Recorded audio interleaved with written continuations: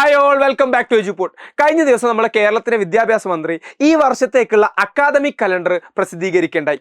അതിൽ എൻ്റെ മക്കൾ ശ്രദ്ധിക്കേണ്ട ഏറ്റവും പ്രധാനപ്പെട്ട ഒരു തീയതി കാണിച്ചു തരാൻ വേണ്ടിയിട്ടാണ് ഇന്ന് ഞാനിവിടെ വന്നിട്ടുള്ളത്. ആ തീയതിയാണ് ആഗസ്റ്റ് 13 എന്ന് പറയുന്നത്. അപ്പോൾ സാറേ, ഈ മാസം ആകെ ജൂൺ ആയിട്ടല്ലേ ഉള്ളൂ, എന്തിനാ ഇപ്പോഴേ ആഗസ്റ്റിലെ തീയതി പറയുന്നത്? ഈ ആഗസ്റ്റ് 13 തീയതിയാണ് ആസ് ഓഫ് നൗ നമ്മളുടെ അക്കാദമിക് കലണ്ടർ പ്രകാരം നമ്മളുടെ ഓണപരീക്ഷ സ്റ്റാർട്ട് ചെയ്യുന്നത്. മേ ബി ഡേറ്റ് ചിലപ്പോൾ അങ്ങോട്ടോ ഇങ്ങോട്ടോ ഒക്കെ മാറിയേക്കാം.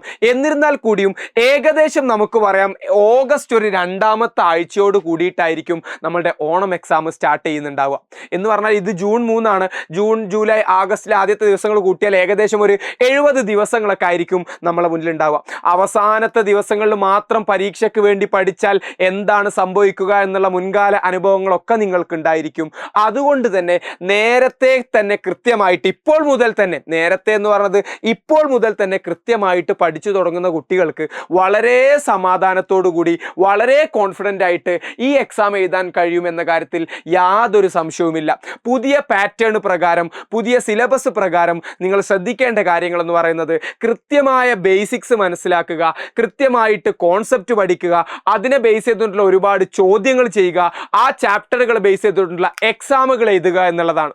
അപ്പോൾ സ്വാഭാവികമായിട്ട് ഒരാൾ ചിന്തിക്കാം, ഇതെല്ലാം എവിടുന്നാണ് ഞങ്ങൾക്ക് കിട്ടുക?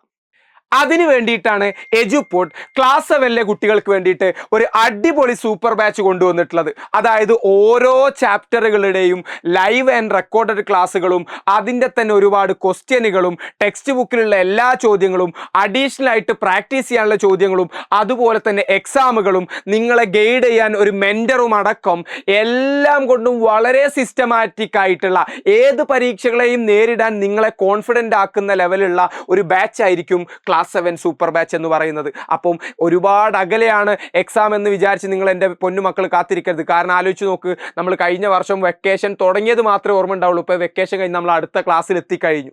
സോ നമുക്ക് ഈ പറയുന്ന 70 ദിവസമൊക്കെ നമ്മളെ കൺമുന്നിലൂടെ ഓടി അങ്ങ് പോകും എന്ന കാര്യത്തിൽ യാതൊരു സംശയവും വേണ്ട. അപ്പം നേരത്തെ പഠിച്ചു തുടങ്ങണം, അടിപൊളിയായിട്ട് പഠിച്ചു തുടങ്ങണം. ഇപ്പോൾ തന്നെ നമ്മളുടെ ബാച്ചിൽ ജോയിൻ ചെയ്യാൻ വേണ്ടിയിട്ട് മക്കൾ താഴെ കമൻറ്റ് ബോക്സിലുള്ള ലിങ്കിൽ ജസ്റ്റ് ഒന്ന് ക്ലിക്ക് ചെയ്താൽ മാത്രം മതി.